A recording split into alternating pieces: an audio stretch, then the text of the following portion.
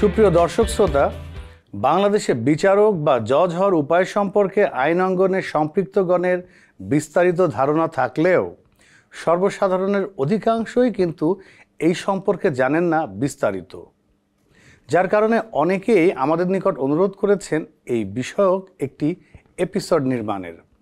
আর এই অনুরোধে সাড়া দিয়েই আমরা নির্মাণ করেছি এই এপিসোডটি। আমাদের দৃঢ় বিশ্বাস, এপিসোডটি দেখার পর এই বিষয়ে আগ্রহী সকলেই পেয়ে যাবেন একটি স্পষ্ট ধারণা। আর এই ধারণা পেতে হলে আমাদের সঙ্গে থাকুন পুরোটা সময়। আমরা প্রথমেই জানিয়ে দিচ্ছি যে বাংলাদেশে মোট 2 স্তরের আদালত ব্যবস্থা রয়েছে, যথা সুপ্রিম কোর্ট এবং সাবঅর্ডিনেট কোর্টস। সাবঅর্ডিনেট কোর্টস মানে সুপ্রিম কোর্টের অধস্তন আদালতসমূহ। এই 2 স্তরের আদালতে বিচারক হিসেবে যারা দায়িত্ব পালন করেন তাদের নিয়োগ দানের জন্য রয়েছে সম্পূর্ণ ভিন্ন দুটো প্রক্রিয়া। তবে সুপ্রিম কোর্টের বিচারক নিয়োগের বিষয়ে আমাদের রয়েছে একটি পৃথক এপিসোড। সুতরাং এই এপিসোডে আমরা কেবল আলোচনা করব সাবঅর্ডিনেট কোর্টস তথা অধস্তন আদালতসমূহের বিচারক নিয়োগ প্রসঙ্গে। অধস্তন আদালতগুলোতে থাকে মোট 5 শ্রেণীর বিচারক, যথা সহকারী জজ বা অ্যাসিস্ট্যান্ট জজ, সিনিয়র সহকারী জজ বা সিনিয়র অ্যাসিস্ট্যান্ট জজ, যুগ্ম জেলা জজ বা জয়েন্ট ডিস্ট্রিক্ট জজ, অতিরিক্ত জেলা জজ বা অ্যাডিশনাল ডিস্ট্রিক্ট জজ এবং জেলা জজ বা ডিস্ট্রিক্ট জজ। তার মানে হচ্ছে সহকারী জজ বা অ্যাসিস্ট্যান্ট জজ পদটি হচ্ছে বাংলাদেশ বিচার বিভাগের এন্ট্রি পোস্ট বা প্রবেশ পদ। অর্থাৎ বাংলাদেশে কাউকে অধস্তন আদালতের বিচারক হতে গেলে প্রথমে তাকে যোগদান করতে হবে এই সহকারী জজ বা অ্যাসিস্ট্যান্ট জজ পদটিতেই। আর তারপর পদোন্নতি পেয়ে ধাপে ধাপে একজন সহকারী জজ হয়ে যেতে পারেন অধস্তন আদালতের সর্বোচ্চ বিচারক তথা জেলা জজ বা ডিস্ট্রিক্ট জজ। এমনকি ভাগ্যে থাকলে তিনি হয়ে যেতে পারেন সর্বোচ্চ আদালত তথা সুপ্রিম কোর্টের একজন বিচারকও, যাদেরকে শতাব্দী পরম্পরায় সম্বোধন করা হয় বিচারপতি হিসেবে।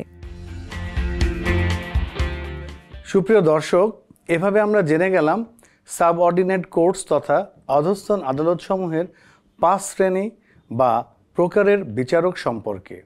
এবার আমরা আপনাদের জানাবো সহকারী জজ বা অ্যাসিস্ট্যান্ট জজ নিয়োগের পুরো প্রক্রিয়াটি সম্পর্কে।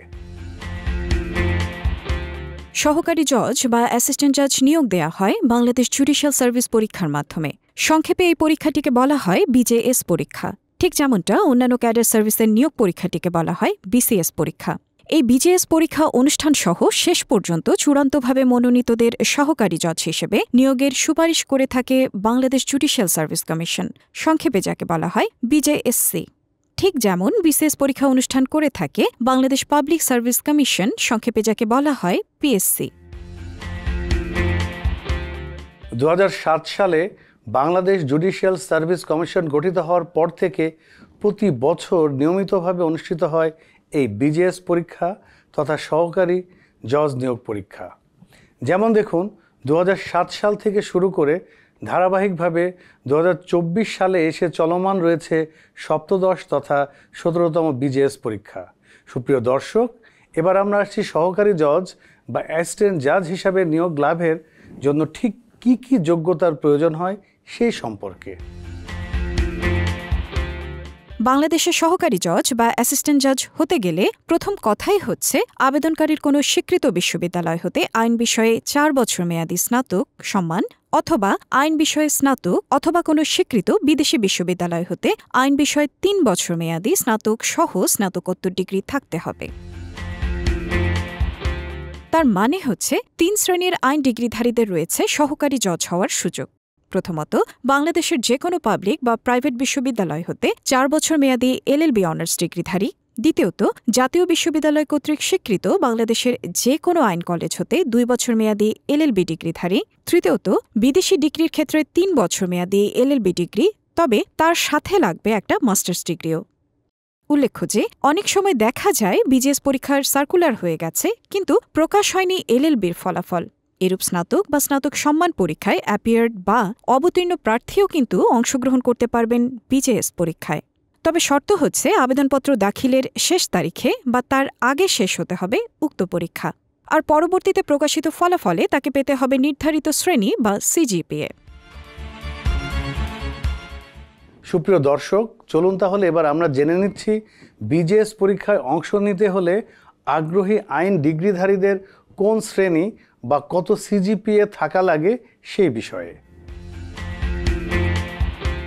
জি দর্শক, বিজেএস পরীক্ষায় অংশ নিতে হলে এই 3 প্রকারের ডিগ্রিধারীদের কেবলমাত্র যেন তেন একটা ডিগ্রি থাকলেই কিন্তু হবে না, বরং থাকতে হবে কমপক্ষে 2য় শ্রেণী বা সমমানের সিজিপিএ। এখানে শ্রেণী বা সমমানের বিষয়টা একটু পরিষ্কার করা দরকার। 60% বা তদূর্ধ্ব নম্বরকে প্রথম শ্রেণী বা প্রথম বিভাগ, 45% বা তদূর্ধ্ব কিন্তু 60%-এর কম নম্বরকে 2য় শ্রেণী বা 2য় বিভাগ, আর 33% বা ততোধিক কিন্তু 45%-এর কম নম্বরকে ধরা হয় 3য় শ্রেণী বা 3য় বিভাগের সমতুল্য। কারো ফলাফল যদি সিজিপিএ পদ্ধতিতে হয়, সেক্ষেত্রে সিজিপিএ স্কেলকে 4 বা 5 যাই হোক, সেটাকে প্রচলিত নম্বর পদ্ধতিতে 80%-এর সমান ধরা হয়। এই উদ্দেশ্যে সিজিপিএকে শ্রেণীতে রূপান্তর করার জন্য একটা সূত্র অনুসরণ করা হয়। সূত্রটি হচ্ছে 80কে ভাগ করা হয় বিশ্ববিদ্যালয় কর্তৃক অনুসৃত সিজিপিএ স্কেল 4 বা 5 দিয়ে। এরপর সেই ভাগফলকে গুণ করা হয় প্রার্থীর অর্জিত সিজিপিএ দিয়ে। আর এভাবে পাওয়া যায় প্রার্থীর শতকরা নম্বর, যে নম্বরের ভিত্তিতে নির্ধারণ করা হয় শ্রেণী বা বিভাগ। আমরা এখানে দুটো উদাহরণ দিয়ে বিষয়টি আরও পরিষ্কার করছি আপনাদের। ধরা যাক একজন শিক্ষার্থী সিজিপিএ 4 স্কেলের মধ্যে পেয়েছে 3। সেক্ষেত্রে এই সূত্র মোতাবেক প্রথমে 80কে ভাগ করতে হবে স্কেল 4 দিয়ে, ভাগফল হবে 20। তারপর সেটাকে গুণ করতে হবে তার অর্জিত সিজিপিএ 3 দিয়ে। এখানে গুণফল হবে 60। অর্থাৎ উক্ত শিক্ষার্থীর অর্জিত সিজিপিএকে শ্রেণীতে কনভার্ট করলে উক্ত শিক্ষার্থীর সিজিপিএ হচ্ছে প্রথম শ্রেণীর সমমান। আবার ধরা যাক একজন শিক্ষার্থী সিজিপিএ 5 স্কেলের মধ্যে পেয়েছে 3। সেক্ষেত্রে এই সূত্র মোতাবেক প্রথমে 80কে ভাগ করতে হবে স্কেল 5 দিয়ে, ভাগফল হবে 16। তারপর সেটাকে গুণ করতে হবে তার অর্জিত সিজিপিএ 3 দিয়ে। এখানে গুণফল হবে 48। অর্থাৎ উক্ত শিক্ষার্থীর সিজিপিএ হচ্ছে 2য় শ্রেণীর সমমান। তার মানে হচ্ছে উক্ত শিক্ষার্থী অংশগ্রহণ করতে পারবে বিজেএস পরীক্ষায়। প্রিয় দর্শক, এখানে একটি বিষয় পরিষ্কার হয়ে গেল যে 3য় শ্রেণী বা সমমানের সিজিপিএ প্রাপ্ত আইন ডিগ্রিধারীরা অংশগ্রহণ করতে পারবেন না বিজেএস পরীক্ষায়। তবে এখানে একটি গুরুত্বপূর্ণ প্রশ্ন আসতে পারে, এই যে এসএসসি ও এইচএসসি পরীক্ষায় কেউ যদি 3য় শ্রেণী বা সমমানের সিজিপিএ প্রাপ্ত হয়, আবার আইনের ডিগ্রির বেলায় উক্ত শিক্ষার্থী যদি প্রয়োজনীয় শ্রেণী বা সিজিপিএ প্রাপ্ত হয়, সেক্ষেত্রে এরূপ ব্যক্তি কি বিজেএস পরীক্ষায় অংশগ্রহণ করতে পারবে? যে দর্শক, এই বিষয়ে যেহেতু জুডিশিয়াল সার্ভিস কমিশন কোনো এম্বার্গো বা বাধা সৃষ্টি করেনি, সেহেতু এসএসসি বা এইচএসসির কোনো একটিতে কেউ যদি 3য় শ্রেণী বা সমমানের সিজিপিএ প্রাপ্ত হয়, তাহলে এমন প্রার্থীও অংশগ্রহণ করতে পারবেন বিজেএস পরীক্ষায়। সুপ্রিয় দর্শক, এই হলো সহকারী জজ হওয়ার শিক্ষাগত যোগ্যতা। এবার আসি আমরা সর্বোচ্চ কত বছর বয়স পর্যন্ত বিজেএস পরীক্ষায় অংশগ্রহণ করা যায় সেই সম্পর্কে। বিজেএস পরীক্ষায় অংশগ্রহণ করা যায় সর্বোচ্চ 32 বছর বয়স পর্যন্ত। নিয়োগ বিজ্ঞপ্তিতে যেই তারিখ উল্লেখ করা থাকবে সেই তারিখটিকে ধরে গণনা করা হয় আবেদনকারীর এই 32 বছর বয়স। আর এই বয়স নির্ধারণ করা হয় এসএসসি তথা মাধ্যমিক স্কুল সার্টিফিকেট অথবা সমমানের পরীক্ষার মূল সনদপত্র অনুযায়ী। এই শিক্ষাগত যোগ্যতা আর বয়স ঠিকঠাক থাকলে এমন আবেদনকারীকে অপেক্ষা করতে হবে বাংলাদেশ জুডিশিয়াল সার্ভিস কমিশন কর্তৃক বিজেএস পরীক্ষার বিজ্ঞপ্তি বা সার্কুলার প্রকাশের জন্য। আমরা আগেই বলেছি যে প্রতি বছরই প্রকাশিত হয় এই পরীক্ষার বিজ্ঞপ্তি। পদের সংখ্যা থাকে কমপক্ষে 100টি, তবে কোনো কোনো সময় পদের সংখ্যা থাকে তার চেয়েও বেশি। যাই হোক, বিজ্ঞপ্তি প্রকাশের পর বিজ্ঞপ্তিতে নির্ধারিত সময়ের মধ্যে কমিশন কর্তৃক অনুমোদিত আবেদনপত্র অনলাইনে পূরণ করার মধ্য দিয়ে দাখিল করতে হয় এই পরীক্ষার আবেদনপত্র। এরপর আবেদনপত্র যাচাই বাছাই শেষে যোগ্য প্রার্থীদের বসতে হয় 3 ধাপের পরীক্ষায়, যথা প্রাথমিক পরীক্ষা, লিখিত পরীক্ষা এবং মৌখিক পরীক্ষা। প্রাথমিক পরীক্ষা অনুষ্ঠিত হয় 100 নম্বরের মাল্টিপল চয়েস কোশ্চেন তথা এমসিকিউ পদ্ধতিতে। প্রশ্ন করা হয় সাধারণ বাংলা, সাধারণ ইংরেজি, বাংলাদেশ ও আন্তর্জাতিক বিষয়, সাধারণ গণিত, দৈনন্দিন বিজ্ঞান, বুদ্ধিমত্তা এবং আইন বিষয় থেকে। পরীক্ষায় থাকে মোট 100টি এমসিকিউ। পাশ করার জন্য পেতে হয় কমপক্ষে 50 নম্বর। প্রতিটি এমসিকিউর মান 1 নম্বর। তবে প্রতিটি ভুল উত্তরের জন্য কাটা যায় 0.25 করে নম্বর, অর্থাৎ 4টি ভুল উত্তরের জন্য কাটা যায় 1 নম্বর। উল্লেখ্য যে একজন প্রার্থী 5 নম্বর 50-এর উপর যত নম্বরই প্রাপ্ত হোক না কেন, এই নম্বর কিন্তু যোগ হবে না প্রার্থীর লিখিত বা মৌখিক পরীক্ষায় প্রাপ্ত নম্বরের সাথে। তার মানে হচ্ছে কোনো রকম 50 নম্বর পেয়ে পাশ করলেই হয়ে যায় এই প্রাথমিক বা প্রিলিমিনারি পরীক্ষায়, আর তার মধ্য দিয়ে আপনি চলে যাবেন পরবর্তী ধাপে তথা লিখিত পরীক্ষায়। লিখিত পরীক্ষা হয় 10টি পৃথক বিষয়ের উপর, আর লিখিত পরীক্ষার মোট নম্বর হচ্ছে 1000। এটাই হচ্ছে মূল পরীক্ষা প্রিয় দর্শক, কেননা লিখিত পরীক্ষায় যে প্রার্থী অধিক নম্বর অর্জন করে থাকে চূড়ান্তভাবে উত্তীর্ণ হওয়ার ক্ষেত্রে কিন্তু উক্ত প্রার্থী এগিয়ে যায় অনেকটা। এই 1000 নম্বরের মধ্যে আবশ্যিক সাধারণ বিষয় থাকে 400 নম্বর, যথা সাধারণ বাংলায় 100, সাধারণ ইংরেজিতে 100, বাংলাদেশ ও আন্তর্জাতিক বিষয়সমূহে 100 এবং সাধারণ গণিত ও দৈনন্দিন বিজ্ঞানে 100 নম্বর। এছাড়া লিখিত পরীক্ষার আবশ্যিক আইন বিষয়সমূহে থাকে 500 নম্বর। তন্মধ্যে দেওয়ানি মামলা সংক্রান্ত আইনে 100 নম্বর, অপরাধ সংক্রান্ত আইনে 100 নম্বর, পারিবারিক সম্পর্ক বিষয়ক আইনে 100 নম্বর, সাংবিধানিক আইন জেনারেল ক্লজেস অ্যাক্ট ও আইনের ব্যাখ্যার ধারণায় 100 নম্বর এবং সম্পত্তি সংশ্লিষ্ট অন্যান্য আইনে থাকে 100 নম্বর। এই হচ্ছে 400 যোগ 500 মানে 900 নম্বর। আর বাকি 100 নম্বরে পরীক্ষা হয় ঐচ্ছিক আইন বিষয়সমূহ থেকে।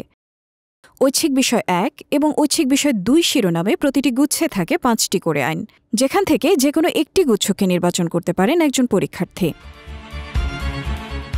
প্রতিটি বিষয় লিখিত পরীক্ষার সময় থাকে 3 ঘণ্টা করে। একজন পরীক্ষার্থী লিখিত পরীক্ষার কোনো একটি বিষয়ে বাংলা বা ইংরেজি যে কোনো একটি ভাষা ব্যবহার করতে পারেন, তবে একই বিষয়ে আংশিক বাংলা বা আংশিক ইংরেজি ভাষা ব্যবহার করতে পারবেন না কোনো পরীক্ষার্থী। লিখিত পরীক্ষার বিষয়সমূহে গড়ে 50% করে নম্বর পেলে একজন পরীক্ষার্থী লিখিত পরীক্ষায় উত্তীর্ণ হয়েছে বলে বিবেচিত হয়। অর্থাৎ একজন পরীক্ষার্থী এক বিষয়ে 40, আরেক বিষয়ে 60 নম্বর পেলে গড়ে প্রতিটিতে উক্ত পরীক্ষার্থীর প্রাপ্ত নম্বর হয় 50। তবে কোনো পরীক্ষার্থী লিখিত পরীক্ষার কোনো বিষয়ে যদি 30% কম নম্বর প্রাপ্ত হয় তাহলে উক্ত পরীক্ষার্থী লিখিত পরীক্ষায় অকৃতকার্য বলে বিবেচিত হয়।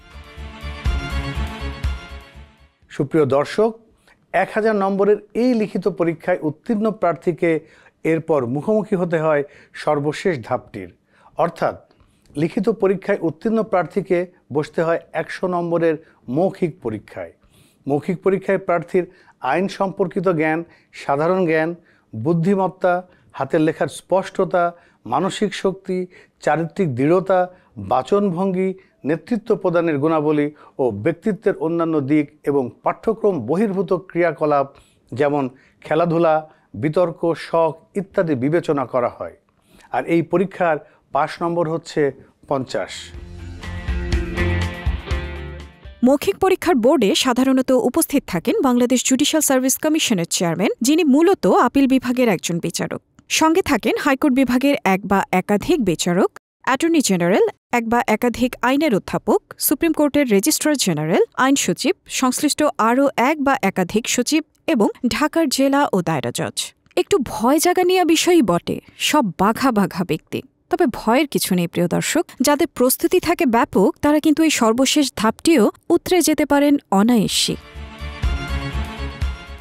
এরপর প্রকাশ করা হয় লিখিত ও মৌখিক পরীক্ষা মিলিয়ে বিজেএস পরীক্ষার চূড়ান্ত ফলাফল।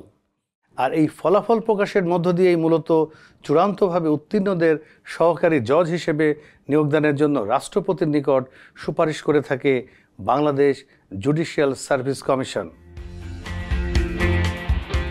তবে এখানেই কিন্তু শেষ নয় প্রিয় দর্শক। চূড়ান্ত ফলাফল প্রকাশের পর রাষ্ট্রপতির নিকট সুপারিশ প্রেরণের পূর্বে রয়ে যায় আরও দুটো আনুষ্ঠানিকতা, যার একটি হচ্ছে স্বাস্থ্য পরীক্ষা আর অপরটি হচ্ছে পুলিশ ভেরিফিকেশন।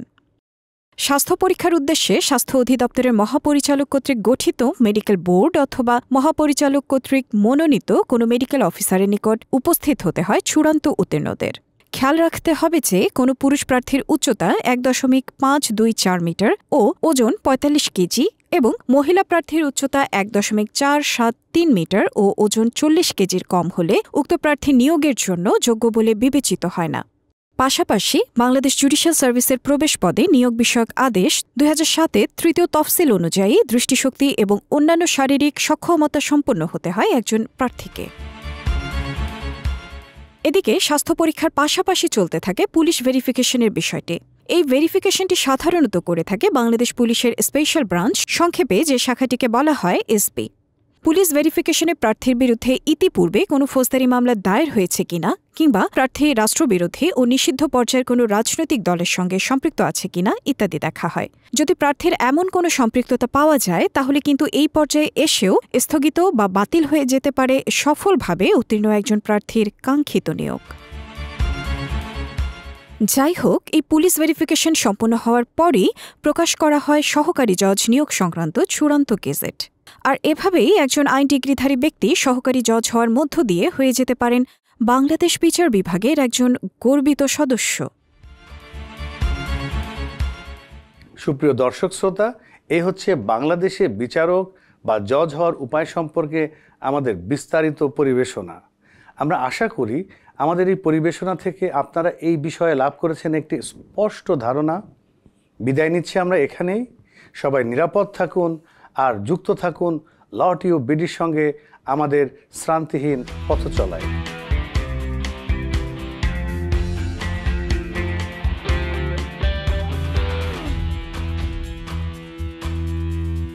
যাহা বলিব সত্য বলবো, সত্য বলবো, করিলাম শপথ।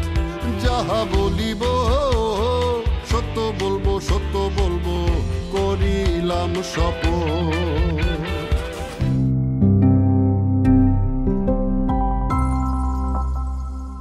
LawTube PD, let our experience be your guide.